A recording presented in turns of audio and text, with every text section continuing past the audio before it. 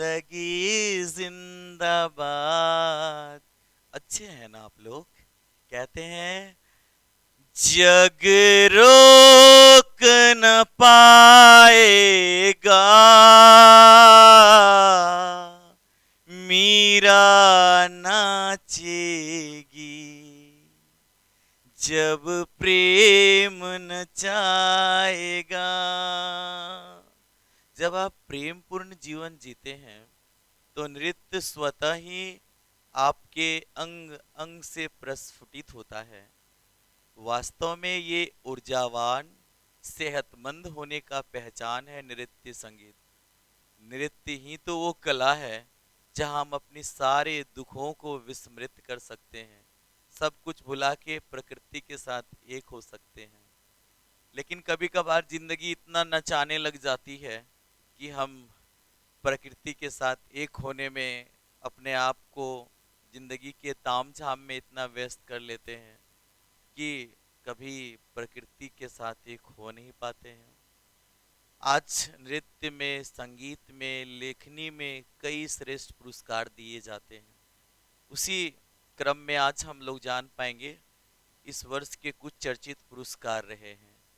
सदैव इस चीज को ख्याल करिएगा, जिंदगी सदैव अपनी मौज की ही जीनी चाहिए, क्योंकि दूसरे के पसंद का जिंदगी के अनुरूप आप जब जीने लग जाते हैं तो कोई तो होंगे ही जो आपको पसंद नहीं करेंगे। इसका उदाहरण आप स्वयं से ही तो लेके देख सकते हैं ना। क्या आप सभी को पसंद करते हैं? नहीं ना। उसी प्रकार सब आपको पसंद करेंगे, ऐसा कैसे हो सकता है? इसलिए अपनी मौज में जिए। आज हम लोग जानने वाले हैं कुछ पुरस्कार जो चर्चा में रहा है। इस पुरस्कार को जाने इससे पहले एक पुस्तक के बारे जानिए। यादें यादें और यादें, ये एक पुस्तक का नाम है और ये पुस्तक इसलिए चर्चा में रहा है, इसको याद रखने का एक अच्छा तरीका कि जब किसी की याद आती है तो और ज्यादा याद तब आती है जब पुस्तकों में देख लेते हैं उसके दिए हुए कुछ पुष्प रहते हैं। तो याद रखिएगा, पुष्पा भारती द्वारा ये किताब लिखा गया है और ये 2023 का व्यास सम्मान प्राप्त करता पुस्तक बन चुका है। और ध्यान में रखिएगा, अब ये व्यास सम्मान है क्या ये भी जान लेते हैं हम लोग। व्यास सम्मान ज्ञात होना चाहिए कि 1991 से के बिड़ला फाउंडेशन द्वारा यह पुरस्कार दिया जाता है। इसमें पुरस्कार राशि 4 लाख रुपए की है। ये केवल हिंदी भाषा की रचना के लिए मिलता है और इसके प्रथम प्राप्तकर्ता कौन थे? रामविलास शर्मा। और ये एक पुस्तक जिनके लिए इनको मिला था उसका नाम था भारत के प्राचीन भाषा परिवार और हिंदी। तो अभी जान पाए 2023 का व्यास सम्मान किसे मिला है? यादें यादें और यादें, इसके रचनाकार पुष्पा भारती। और अगर आप लोग से कहता है 2022 में किसे मिला था, तो पागल खाना पुस्तक को मिला था, इसके लिए ज्ञान चतुर्वेदी को। अगर पूछेगा पागल खाना पुस्तक के लिए किसे दिया गया था व्यास सम्मान 2022, तो ज्ञान चतुर्वेदी को। आगे इस कड़ी में हम लोग जानते हैं, उससे पहले आप लोग एक प्रश्न का उत्तर कमेंट में देंगे। बताइएगा, व्यास सम्मान कितने भाषाओं में दिया जाता है? चलिए कमेंट में आप लोग के उत्तर की प्रतीक्षा रहेगी। अब आते हैं नीना प्रसाद को जानते हैं। नीना प्रसाद मोहिनी अट्टम नृत्य करती हैं और इन्हें नृत्य का कला निधि पुरस्कार 2024 प्रदान किया गया है। किन्हें? नृत्य कला निधि बोलेगा ना, नृत्य तो नृत्य तो नृत्य तो नीना प्रसाद लीजिएगा, क्योंकि संगीत वाला बोलता है तो टीएम कृष्णा को हो जाएगा। तो अगर पूछेगा नृत्य कला निधि पुरस्कार 2024 किन्हें प्रदान किया गया है? नीना प्रसाद को। और नीना प्रसाद कौन है? ये केरल की एक नृत्यांगना है जो मोहिनी अट्टम नृत्य को करती हैं, जो आप चित्रों में देख पा रहे होंगे। इसके बाद ये हैं टीएम कृष्णा, ये देख पा रहे होंगे। इन्हें संगीत कला निधि पुरस्कार दिया गया है, वो नृत्य वाला था, यहाँ संगीत लिखा हुआ है। किसको मिला है? टीएम कृष्णा को। और ध्यान में रखेंगे सभी लोग कि कला निधि पुरस्कार जो है वो मद्रास संगीत अकादमी द्वारा प्रदान किया जाता है। विशेषकर कर्नाटक संगीत के लिए यह पुरस्कार दिया जाता है। नेक्स्ट इस कड़ी में हम लोग जानेंगे डॉक्टर उमा रेले भी इस बार चर्चा में रही, क्यों? क्योंकि इन्हें महाराष्ट्र गौरव पुरस्कार 2024 प्रदान किया गया है और ये भी एक नृत्यांगना है, मतलब नर्तकी है जो भारतनाट्यम करती हैं। तो हाल ही में जो उमा रेले चर्चा में रही, उनका संबंध किस नृत्य से रहा? तो भारतनाट्यम से। आप लोग प्रश्न का उत्तर दीजिएगा कि नीना प्रसाद का संबंध किस नृत्य से है। नेक्स्ट हम लोग जानने वाले हैं ज्ञानपीठ पुरस्कार। ये बहुत ही महत्वपूर्ण है, इसको आइए हम लोग अच्छे से याद कर लेते हैं। जब भी बोलेगा ज्ञान, ग्या ग्या ग्या ग्या 11 लाख रुपये, पीठ 65, तो याद रखेंगे पीठ 65 1965 में पहली बार प्रदान किया गया। इसमें राशि कितनी दी जाती है? ज्ञान 11, ज्ञान 11। आप लोग प्रश्न का उत्तर कमेंट में करेंगे। व्यास सम्मान में कितनी राशि दी जाती है? नेक्स्ट हम लोग देखने वाले हैं क्या ज्ञानपीठ के बारे में, ध्यान दीजिएगा। ज्ञानपीठ का स्थापना बोलता है तो 1961 होगा। प्रदान किया गया, प्रदान किया गया ज्ञानपीठ को 65 में, 1965 में। और पहली बार किसे मिला था? जी शंकर कुरूप को मिला था और मलयालम भाषा के लिए मिला हुआ था। अच्छा, प्रथम महिला प्राप्तकर्ता कहेगा तो महिला भी तो आशा लगा के बैठल थी ना, तो आशा पूर्णा देवी को मिला था, 1976 में मिला था और बंगाली भाषा के लिए मिला था।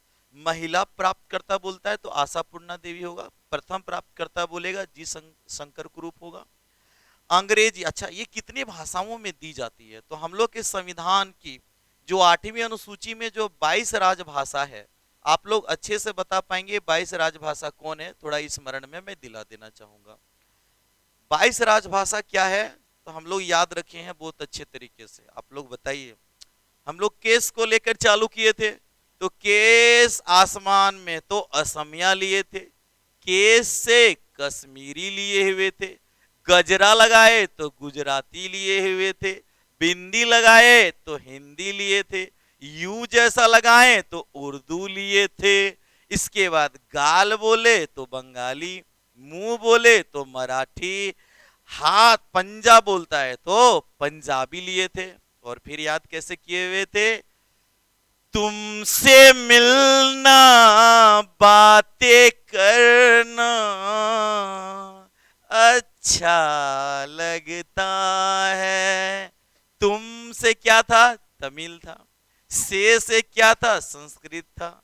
मिलना से क्या था? मलयालम था। बातें ते से क्या था? तेलुगु था। करना से क्या था? कन्नड़ था। और अच्छा से ओडिसी था। तो ये हम लोग देख पाए मूल संविधान के ये 14 राजभाषा। फिर 8 को कौन जोड़ा गया बाद में? तो सेंधा नमक बड़ा थाली में डाल, सेंधा से सिंधी, नमक नेपाली, मणिपुरी, कोंकणी, बड़ा से बोड़ो, थाली से संथाली, में मैथिली, डाल से डोंगरी। ये 22 राजभाषाओं में तो दिया ही जाता है। साथ साथ में एक राजभाषा नहीं है फिर भी दिया जाता है, बड़ा महत्वपूर्ण है, और वो है एक कौन सी भाषा और है जो राजभाषा में नहीं है? तो अंग्रेजी। तो ध्यान रख लेंगे सभी लोग क्या, पहली बार अंग्रेजी के लिए अमिताभ घोष को कब मिला था? 2018 में। इसमें से और क्या क्या याद रखने वाला बिंदु? इसमें वाग देवी की क्या की जाती है, ध्यान में रखा जाना चाहिए। प्रशस्ति पत्र, वाग देवी सरस्वती को कहते हैं, ज्ञान की देवी है। बोलेंगे आप लोग, प्रश्न का उत्तर देंगे। ज्ञानपीठ पुरस्कार पहली बार कब प्रदान किया गया था? नेक्स्ट देखेंगे ज्ञानपीठ में राशि कितना ज्ञान से निकाले थे? 11 लाख। अच्छा, किन्हें दिया जाता है? तो ध्यान में रखा जाना चाहिए केवल भारतीय को ही मिलता है। इससे पहले दिया जाता है ज्ञान की देवी वाग देवी की कांसा की मूर्ति एवं प्रशस्ति पत्र रहता है। कितनी भाषा में दी जाती तभी देख पाए? 22 राजभाषा और एक अंग्रेजी भाषा। आप लोग का प्रश्न रहेगा अंग्रेजी में पहली बार कौन से साल मिला था? नेक्स्ट है इसका स्टेटस क्या है? तो भारत में साहित्य के क्षेत्र में दिया जाने वाला सबसे बड़ा पुरस्कार है। इसमें कुछ प्रतिबंध है, क्या बैंड लगाया गया है कि यह पुरस्कार केवल भारतीय नागरिकों को ही दिया जाता है और अगला है कि ये मरणोपरांत नहीं दिया जाता है। कुछ पुरस्कार जो मरणोपरांत दिए जाते हैं, लेकिन ज्ञानपीठ को मरणोपरांत नहीं दिया जाता है। चलिए नेक्स्ट हम लोग देखने वाले हैं कि प्रथम बार हिंदी भाषा के लिए किन्हें मिला था? सुमित्रा नंदन पंत को मिला था। कब मिला था? 1968 में मिला था। किस पुस्तक के लिए मिला था? चिदम्बरा के लिए मिला था। चिदम्बरा क्या है? काव्य संग्रह है। और यही सुमित्रा नंदन पंत, जिन्हें क्या कहा जाता है? प्रकृति का सुकुमार कहा जाता है। इसके बाद क्या और जानना है आप लोग को? पहली बार उर्दू भाषा के लिए किसे मिला था? तो उर्दू भाषा के लिए फिराक गोरखपुरी को मिला था, जिनकी पुस्तक था गुले नगमा। कौन सी पुस्तक? गुले नगमा। नेक्स्ट हम लोग देखने वाले हैं हिंदी में और कुछ प्रतिष्ठित लोग जो बार बार परीक्षा में पुनरावृत्ति करता है। तो 1972 में हिंदी भाषा के लिए उर्वशी पुस्तक के लिए किन्हें मिला था? रामधारी सिंह दिनकर को मिला था।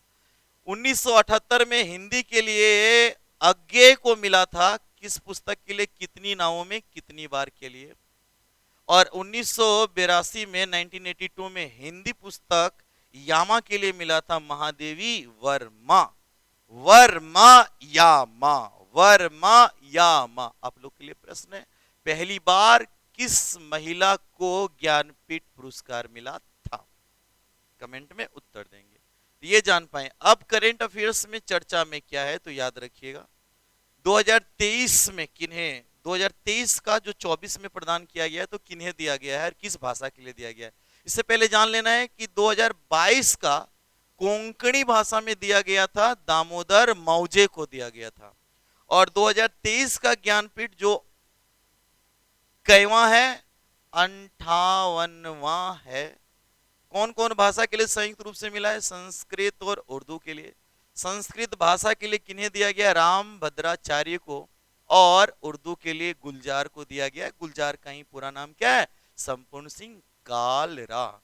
चित्रों में देख पा रहे होंगे आप सभी लोग, ये जो देख पा रहे हैं ऊपर में राम भद्राचार्य हैं, राम भद्राचार्य, और ये हैं गुलजार। आप लोग प्रश्न का उत्तर दीजिएगा कि अब 2023 में किन्हें यादें यादें और यादें के लिए दिया गया है व्यास सम्मान। और जाते जाते प्यारा सा संदेश, बुरा जो देखन मैं चला, बुरा न मिलिया कोई। अक्सर हम लोग क्या करते हैं, दूसरों के बुराई को देख करके